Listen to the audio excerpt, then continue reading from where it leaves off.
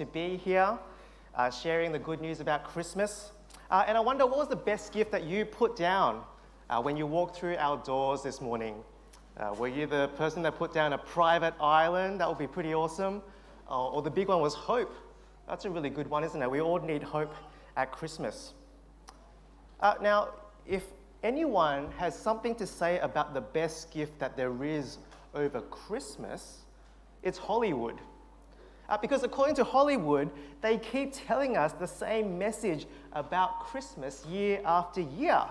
Because they keep telling us that the best gift isn't something that you can unwrap.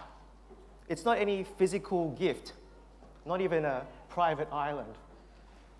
But it's actually who you are with at Christmas. It's actually about relationship. Year after year, Hollywood keeps telling us that Christmas is a time of creating, building, and restoring relationships. Whether it be your typical Christmas romantic type movie, while you're sleeping, or Love Actually, but even the Christmas movies that come out over Christmas that you wouldn't normally think about as being about relationship, like some of my favorites growing up in the 90s, Home Alone or Die Hard. See, on the surface, Home Alone, this one is about a light-hearted, fun movie about a kid trying to outwit some burglars, trying to rob his home, and the other one is one of the best action movies ever made, in my opinion. But you take a closer look, even these two fun and action-y movies, they're actually about relationship. See, Kevin is a kid who is separated from his family, and while at first it's really fun, he gets to do all these things he couldn't do before, but then he really misses his family. But more than that, he meets Marley, a man who has been estranged from his son, and the story is resolved when he is reconciled to his son. And then you get Bruce Willis, Die Hard. The movie isn't resolved when the bad guy dies, but actually the movie is finally able to finish when Bruce Willis's character, John McClane, is reconciled, restored in his broken relationship with his wife. See, these movies, over and over again, talk about relationships, and they're so well received at the box office. People keep paying money to see these movies because Hollywood knows they strike a chord in our hearts, particularly during Christmas time. Right? There is something about Christmas that shouts out loud, it's not about what you unwrap. It's not about unwrapping the latest gadget. It's not about getting that epic red pocket from your rich relative somewhere out there. It's not about gazing expectantly at the bundle of gifts as they pile and grow under the Christmas tree. Now, don't get me wrong. I love these things about Christmas. They're great. They're so much fun.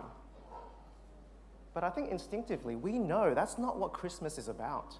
Christmas should be celebrated with loved ones, family, and friends.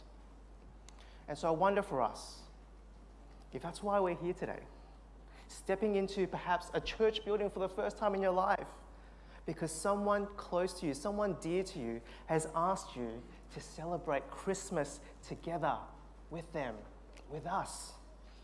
How wonderful is that? Your friend or your colleague or your family member has asked you to come along. And that's wonderful. It's wonderful that you're here with us to celebrate Christmas, because Christmas is about relationship. It's about celebrating together with the people that we love. But the thing is, we all know what it's like when we can't be together with the people that we love. We know what it's like to be separated from the ones who we are supposed to be close to, right? Particularly over the last couple of years. Those of us with family or friends, either interstate or overseas, we know what it's like to not be in their presence. As good as technology is, right, we've all realized that after a while, Zoom just not cut it anymore. I mean, just last weekend, we tried to do a Zoom family call with our family in Sydney. And between the kids climbing all over us, trying to play with our phones that we were Zooming on, between the lag, between the audio issues cutting in and out, we were just sick of it. We just wish we were there in person. And as unfulfilling as that is, to not be able to be physically with the people that we love, I think there's another part of relational separation that's even worse. And that is when our relationship with those whom we love or who we're supposed to be close to, it's damaged in some way. Maybe trust has been lost somehow. Maybe there's been some profound disagreement on some core fundamental values. Maybe something like religious differences. Maybe it's political differences. Maybe it's even about the COVID vaccinations. We've seen how that's split friends and family apart recently.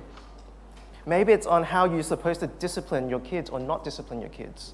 It could be so many things. But somehow, those relationships that were supposed to be so strong, well, it's been broken.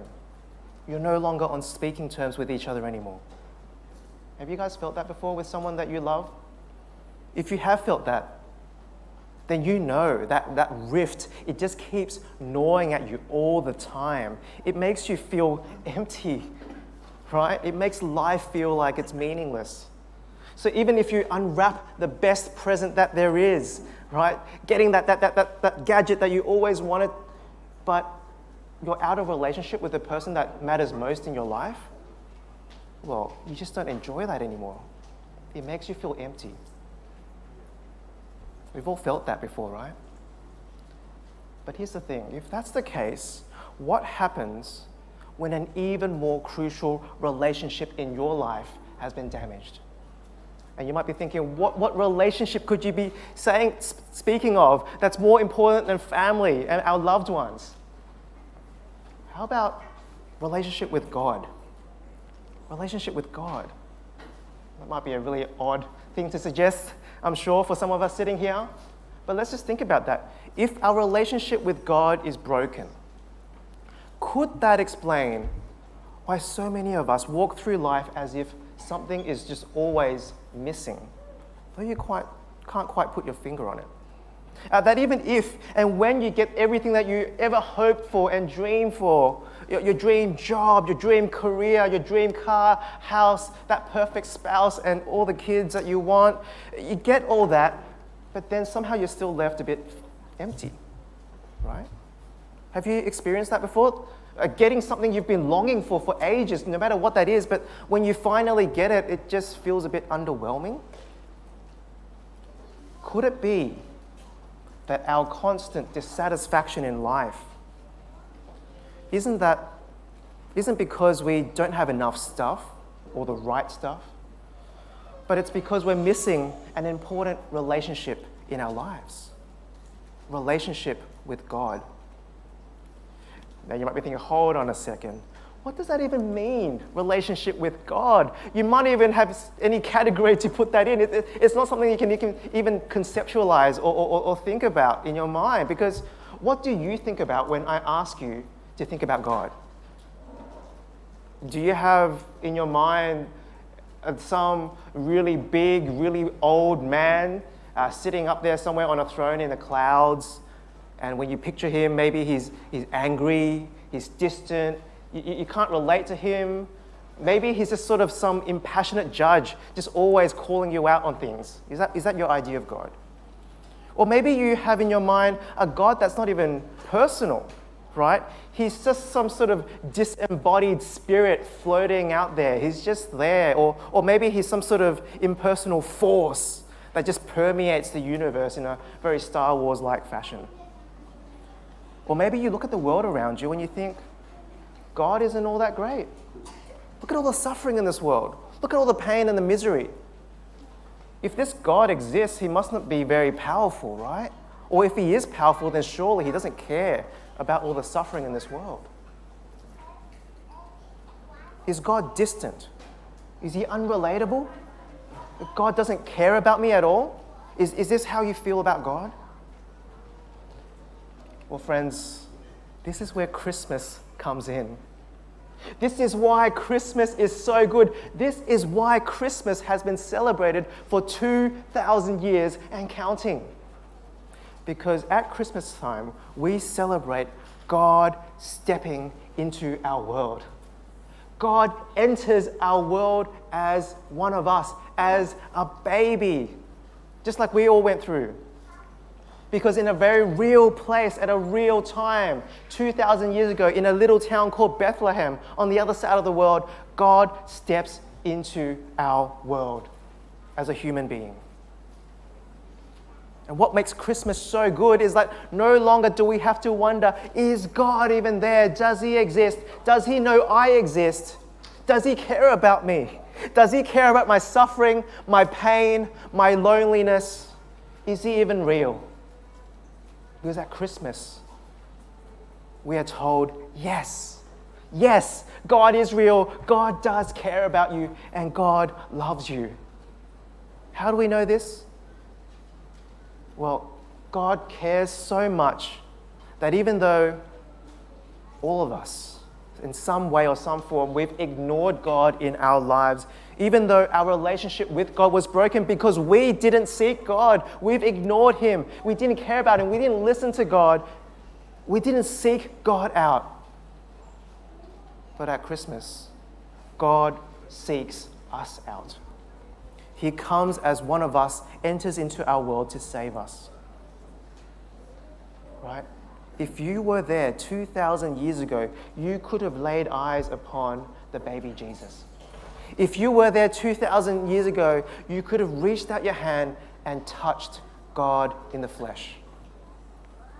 We celebrate Christmas because it is proof, physical proof, that God cares, not just from a distance. He doesn't just Zoom call us. He doesn't speak with a booming voice from the heavens, but he comes in person. He steps into our presence. He enters the room physically.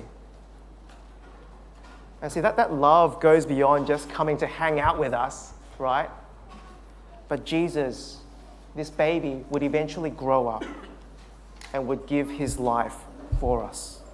He would die on the cross in order that our broken relationship with God would be restored. Because that's what it takes to fix that rift created by how we have ignored God for so much of our lives.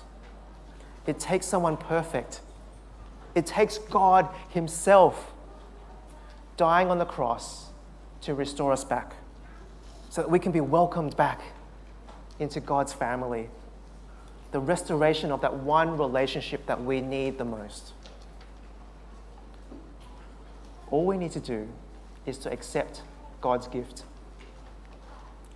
Now, I'm not sure what you put down as you stepped in through our doors, what you put down as the best gift that you would like to receive.